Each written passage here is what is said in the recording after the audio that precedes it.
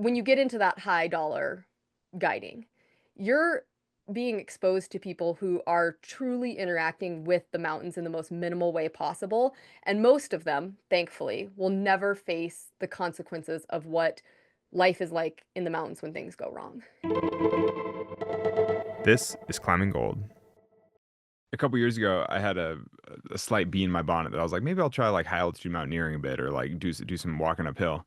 And so, you know, Topo, Hmm. Esteban Mena, the two of us went and climbed Mount Vincent together, and then we're going to Aconcagua as like a little seven summitsy, like oh, little adventure. But we climbed Vincent and did this new route, which is not really, I mean, just walked up this other part of the thing, and then. I was like totally sick from altitude the whole time. I was like sucking. And then we went to Aconcagua, and the most fun part in Aconcagua was bouldering at base camp. And we went to like camp two maybe, and then I was like, Topo, I don't care, let's go home. And so I went Yeah. home and I went back to rock climbing, and that was the end of my high altitude mountaineering journey. Mostly because I was just like, I just don't get it, and I was struck by a lot of things because that was my first foray into the commercially guided, you know, because I was a commercial client. You know, I'd hired a Hmm. friend to like guide me on this mountain, which was great for me because it meant I didn't have to do any logistics, didn't do any permitting, Yeah. like didn't care about anything, just went for a vacation with my friend. And we went climbing and it was fun. But I was really struck by all the other people that I met on the journey because all the other clients had basically never climbed before. You know, it's like Hmm. everybody else who's there to climb the mountain, you know, they're like, oh yeah, I went climbing twice. I climbed Rainier and I climbed Shasta. And I'm like, Yeah. wait, what? You know, because I've been climbing like 5 days a week for 30 years, basically. I Right. mean, not mountains all the time, but you know, but I've climbed a lot of mountains too. And I'm sort of like, oh my Yeah. God. And I consider myself a grossly inexperienced mountaineer. And then you're like, man, everybody on these mountains has like never put on a harness, like never used an ascender, never tied a knot, like doesn't really, I mean, I shouldn't joke about crampons because I barely know how to use them either, but still, I'm like, I kind of know how to Yeah. use them. And I was just like, does this feel like climbing? You know, I was like, this is Yeah. so, I don't know, it's so weird. Well, I have really complicated feelings about it, I think, obviously, because as a guide, like I'm Yeah, a yeah, of course. great enabler of all of that. But I Well, also, and actually, let me just be clear that I mean, I yeah. think it's great for people to have outdoor experiences, have like powerful experiences. And like, I'm into guiding. I mean, I'm into taking people to Yeah. mountains. I think the mountains can be incredible teachers and like learning opportunities. But for some reason, the really expensive guiding, like on the Hmm. really big mountains, just feels totally different than taking somebody up or near. Like, It is. And I think like what you're underpinning here is this idea that like you respect that climbing is essentially an individual pursuit. The thing is that I do find interesting is that when you get into that high dollar guiding, you're being exposed to people who are truly interacting with the mountains in the most minimal way possible. And most of them, thankfully, will never face the consequences of what life is like in the mountains when things go wrong.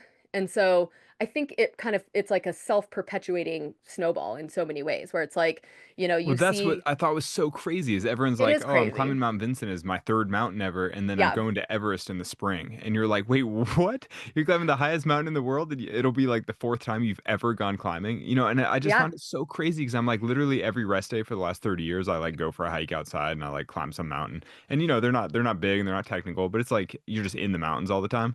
And I'm like, I can't imagine, like, I can't even imagine being able to count the number of times I've gone climbing on one hand. You know what I mean? Like Yeah. some of the clients, you're like, oh yeah, those two times that I went and did a thing, and you're like, you're trying to take on the biggest mountains in the world with like Well, and I literally zero experience. Like it's No, and crazy. I used to try to quantify it for people. I would say when they'd say like, "What do you think you need experience-wise to climb Everest?" And I would try to like find an answer that was succinct, and I never could quite get there because they'd always counter it with like, "But, bro dude whoever like never climbed anything else but the seven summits and he summited." And it's like, "Okay." So I went to saying like, "You should not even consider climbing Everest unless you have had 100 days in crampons that you can count." And that's a lot for most people, Yeah, especially if you're like, I would say that you've had so many days in crampons you can't count them anymore. Like you just yeah, don't know. exactly. You're like, And oh that's yeah, the thing, crampons. I do right? that all the time. Like Yeah, yeah, because it's if I just tell something. you 100 days in crampons and you go, that's going to take me 5 years. And I'm like, there you go. Yeah, You exactly. just understood Exactly. it, right? Like you Though just got it. I think I personally might be at under 100 days in crampons, but I do Yeah. feel like I feel You're like not I'm on Everest, like Alex. That's the thing, though. that's And true. That's true. the thing, so I prefer to surround myself with people who respect the craft, like Mhm. the actual craft of being in the mountains. And we've made the mountains so comfortable, and I'm a person who like pursues discomfort for fun, and like, therapy and everything else. But I really think like the more comfortable we make it, the more normal we make it, the less special it is. And so I live in this little like weird bubble of trying to encourage people to experience it fully and Hmm. be, a connoisseur of the craft because Except those that are the when people when I want to you spend time with. yeah, but when you really experience it fully, it's heinous. It's It's like strong winds, no oxygen, freezing cold, chapped lips, no food. You're just like, I mean, and that's the difference between alpinism and sort of guided mountaineering is that, alpinism, like people come back missing a couple fingers and they're like Mhm. struggling.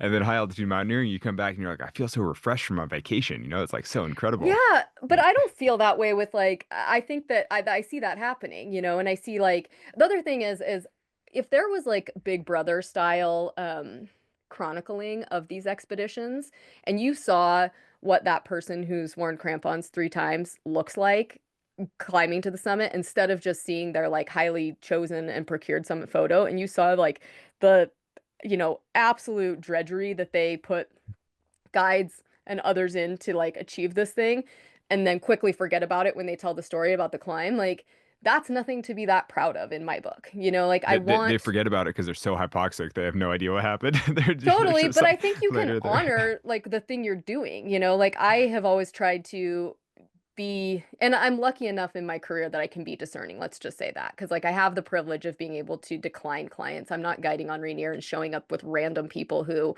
I just have to tie myself to whether I choose to or not. Like I'm very discerning and I try to make the barrier to entry such that the people that are going to come climbing with Hmm. me are going to share this like personal ethic that I have and it's going to be an enjoyable experience and we are going to go and have this experience in the mountains that's going to touch this resilience center of us. It's going to cause us to be uncomfortable and not be able to solve it and find out like what the value of that is in life. Not get to the summit and take a photo and put it on Instagram and have all your friends and family clap for you. That can be part of it too, but that's such a short-lived joy. That is like absolutely a sugar high. And like everything else is the nourishment. Like I want to nourish people with their experience in the mountains. Hmm. That's a really good that's a good comparison.